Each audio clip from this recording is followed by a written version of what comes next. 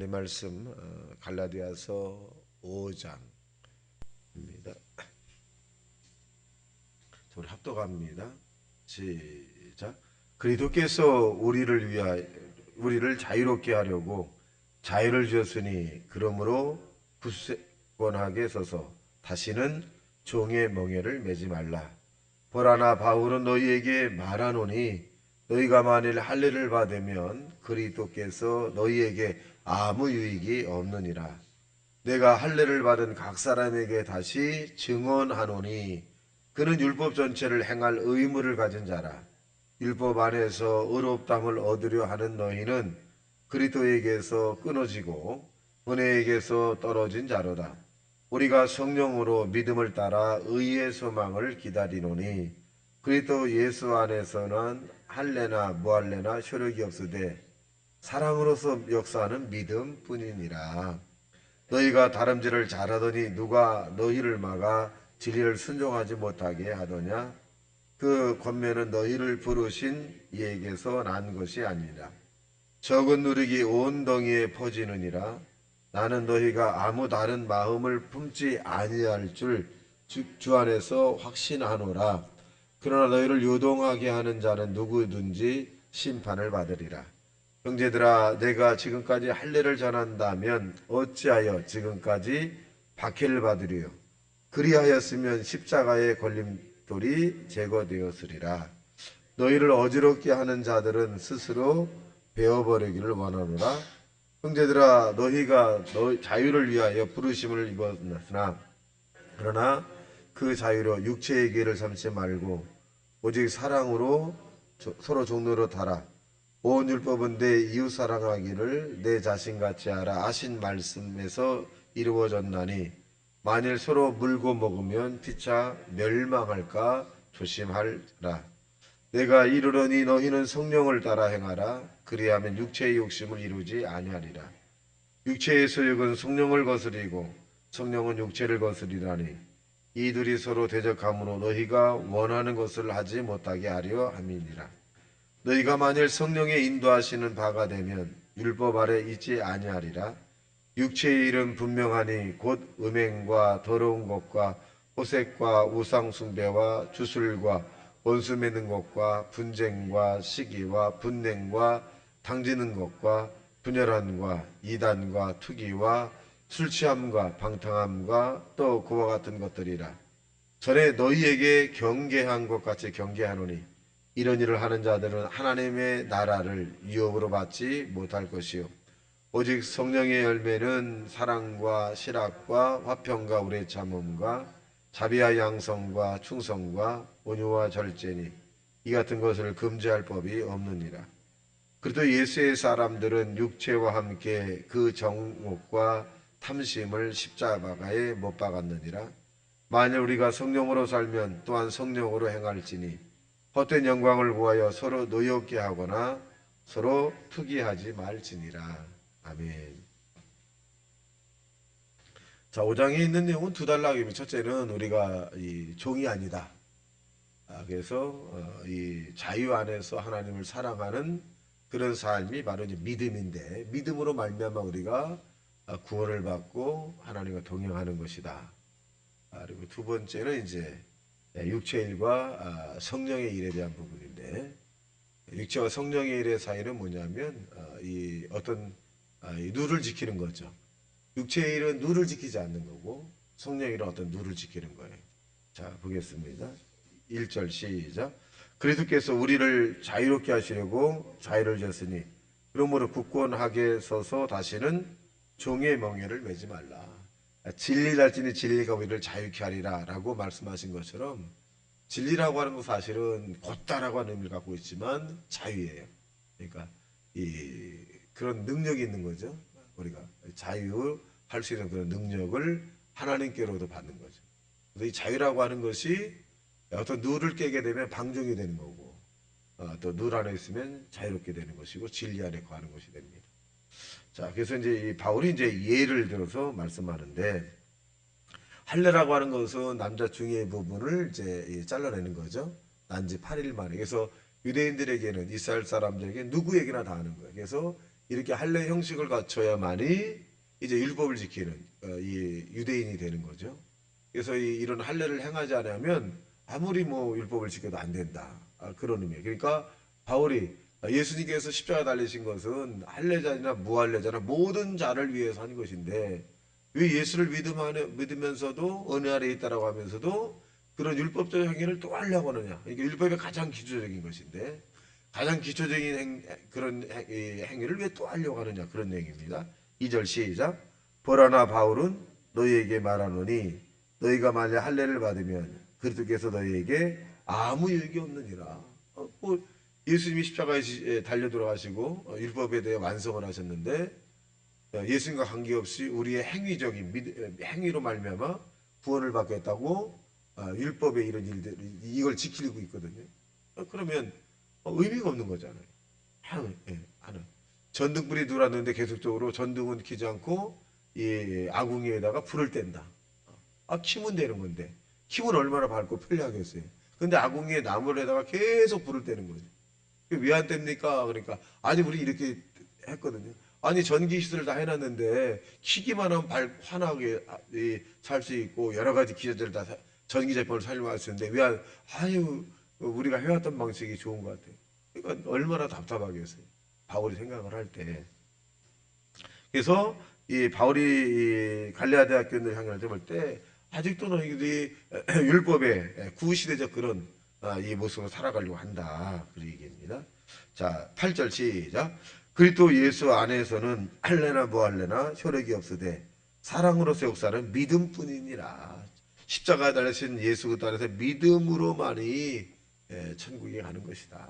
믿음으로만이 하나님의 나라가 보이는 것이고 믿음으로만이 예수가 보이고 믿음으로만이 우리의 죄상이 보이고 믿음으로만이 용서가 보이고 믿음으로만이 우리의 이 생명책이 우리 이름이 보이는 것이다. 그래서 이제 믿음이라고 하는 것을 하고 있습니다. 자, 7절 시작. 너희가 다름질을 잘하더니 누가 너희를 막아 진리를 순종하지 못하게 하더냐. 잘 달리는 사람들을 진리를 막았다. 막아서 삐뚤어지게 한다는 거죠. 잘 달리는 것을 딱 막아가지고 삐뚤어진 길로 자꾸 달리게 하더냐. 알겠어요? 10절 시작. 나는 너희가 아무 다른 마음을 품지 아니할 줄을 주 안에서 확신하노라. 그러나 너희를 요동하게 하는 자는 누구든지 심판을 받게 하리라. 그러니까 하나님 말씀에서 벗어나게 하는 자들은 하나님의 심판을 받을 것이다. 그렇게 말씀합니다. 그래서 우리가 이 신앙과 생활이라고 하는 것은 성경이 말하는 데까지 가고 성경이 멈추는 데 딱 멈춰야 합니다. 성경을 너무 깊이 해도 안 되고 너무 얕게 하도 안 되고 성경이 가는 데까지 가는 거예요. 가는 데까지 가자. 그 부분입니다. 자, 그래서 그런 사람들을 어떻게 하느냐. 11절 시작. 형제들아 내가 지금까지 할례를 전하였다면 어찌하여 지금까지 박해를 받으리요. 그리하였으면 십자가의 걸림들이 제거되었으리라. 12절 너희를 어지럽게 하는 자들은 스스로 베어버리기를 원하노라. 그래서 우리는 믿음으로써 구원을 받는다. 것을 날과 달과 절기를 그렇게 중요하게 생각하지 말자. 믿음으로 하는 것. 이사 가는 것도 어떤 사람은 동이 서이 남쪽 아니 믿음으로 가면 되는 거거든. 믿음으로 하면 된다. 자, 그리고 난 다음에 이제 중요한 거 13절 시작. 형제들아 너희가 자유를 위하여 부르심을 입었으나 그러나 그 자유로 육체의 길을 삼지 말고 오직 사랑으로 종노릇하라. 14절 온 율법은 내 이웃 사랑하기를 내 자신같이 하라 하신 말씀에서 이루어졌나니 만일 서로 물고 먹으면 피차 멸망할까 조심하라. 서로 물고 듣지 마라. 그러면 둘 다 망한다. 그래서 우리는 그리스도인으로서 믿음으로 사랑을 실천하는 하나님의 사람이 되라. 이거 사랑이라고 하는 것은 뭐냐면 흠을 덮어주는 거죠. 흠을 덮어주는 거다. 이 부분입니다. 그 다음에 10절에서 마지막 절까지 있는 내용은 육체의 일과 성령의 일을 구분해 놨어요. 그래서 육체의 일은 어떤 기준이 없이 이탈하는 거죠. 기준 없이 감정적으로 한다거나 육체의 소욕대로 그냥 하는 거예요. 기준이 없는 거죠. 자기중심적으로. 성령은 하나님이 우리에게 주시는 영에 의해서 하는 이런 일들입니다. 그러니까 그래서 어떤 룰이 있는 거죠. 예수님 안에서의 룰을 의미합니다. 자, 16절 시작. 내가 이르노니 너희는 성령을 따라 행하라. 그리하면 육체의 소욕을 이루지 아니하리라. 그러니까 육체를 우리가 가졌잖아요. 육체를 가졌으니 육체의 일을 하는 것은 당연한 거예요. 우리의 이것을 이 인간의 속성이라 그래, 속성. 자, 그러면 속성이라는 것을 한번 볼까요? 인간이 어떤 마음을 가지고 있는가? 19절 시작.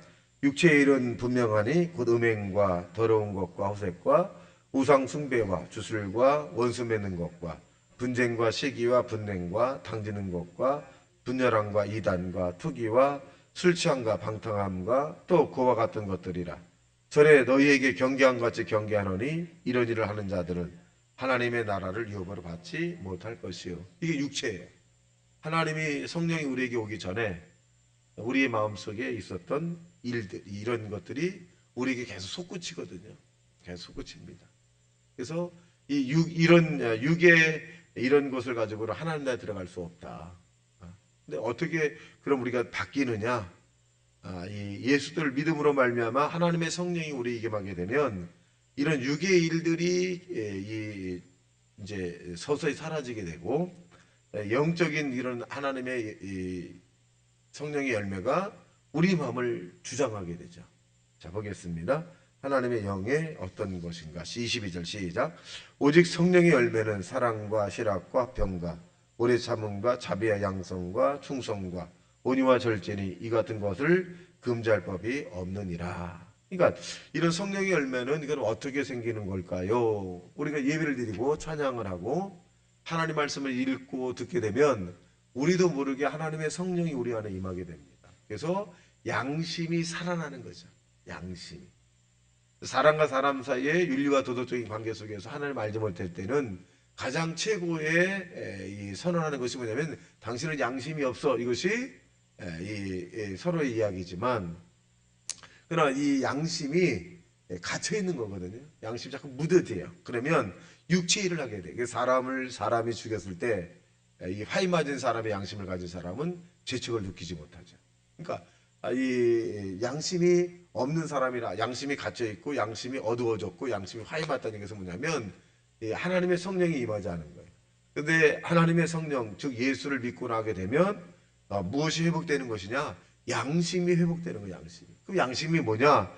바로 성령이 우리의 양심을 회복하게 되면 하나님께서 우리에게 맨 처음에 그 우리 마음속에 부어주신 이런 그 성령의 열매가 회복이 되기 시작을 하죠. 그래서 예수님 때문에 내가 참고 예수님 때문에 내가 용서하고 예수님 때문에 내가 인내하고 예수님 때문에 내가 불쌍히 여기고 이런 것들이 자꾸 나타내는 거거든요. 그러니까 이러다 보면 자꾸 성화가 되고 성화가 되다 보면 대단히 거룩한 사람이 되고 그래서 다른 사람이 느끼게 되죠. 아, 저 사람은 교회 다니는 사람 같아. 그걸 뭘 의미해주고 있느냐? 이런 성령의 느낌이 그들이 느껴서 그래요. 여러분들이 나는 안수집사요, 나는 권사요, 이마에 안 쓰고 다녀도 예수 믿지 않은 사람은 여러분과의 차별성을 스스로가 느껴요. 영이 다르고 첫째 영이 다르거든요. 그리고 품격이 달라. 이렇게 하는 행동이 다르고 언어가 다르고 그러다 보면 이 사람은 교회 다니는 사람 같아. 역시 그러셨군요. 그런 부분들이 뭐냐? 영이 느끼는 거예요. 그들도. 그러니까 나는 그렇게 아는 생각하는 아니 그걸 우리가 신앙생활 하다 보면 그걸 느끼게 됩니다. 주변에서 예수 믿는 사람도 느끼고 예수 믿는 사람도 서로가 느낄 수 있습니다. 자, 그래서 보겠습니다. 24절 시작. 그리스도 예수의 사람들은 육체와 함께 그 정욕과 담심을 십자가에 못 박았느니라. 자, 육체를 못 받고 욕심을 못 받고 탐심을 못 받으면 뭐가 양심이 살아나는 거죠. 양심이 회복되는 월 상태로 회복이 되는 것을 의미한다. 그래서 또 보겠어요? 25절 시작. 만일 우리가 성령으로 살면 또한 성령으로 행할지니 헛된 영광을 보여 서로 노엽게 하거나 서로 투기하지 말지니라.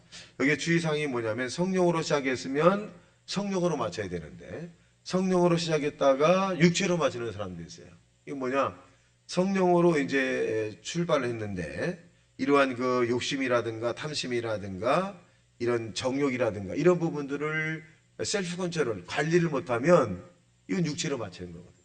그러니까 우리가 성령의 이런 그 양심의 회복을 받고 성령의 인도함을 계속 받으려면 말씀 안에서 기도하고 말씀 안에 찬양하고 또 봉사하고 헌신하고 이렇게 하다 보면 그 법을 이탈하지 않게 되는데, 그러한 것을 이탈하게 되면 육체로 마치게 되는 거죠. 그래서 예수님을 2번 십자가에 못 박을 수 없다. 한 번 십자가에 못 박고 우리가 신앙생활 잘하다가 밖에 나가 세상에 나갔다가 다시 와서 예수를 믿으려고 하면 어떤 일이 일어나느냐? 믿음이 오지 않는 거예요. 믿음이 오지 않는다. 이해가 잘 안 되실 텐데, 이런 분들이 상당히 많아요.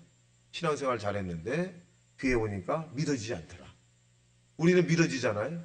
주님이 십자가에 매달린 것도 믿어지고 내가 죄인이라는 것도 믿어지고 천국이 있다는 사실 우리가 가보지 않았지만 우리가 믿어지고 또 악한 자가 있다는 것도 믿어져요.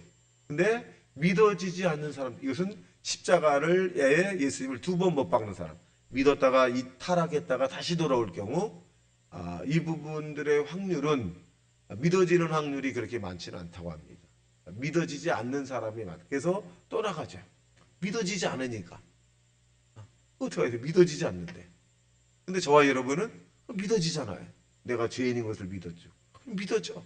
내가 헌신하지 못하고 기도하지 못하고 주님의 나라 일하지 못하고 하늘나라에서 내가 상급을 받아야 되는, 더 열심히 돼야 되는데 열심을 내지 스스로 그걸 알거든요.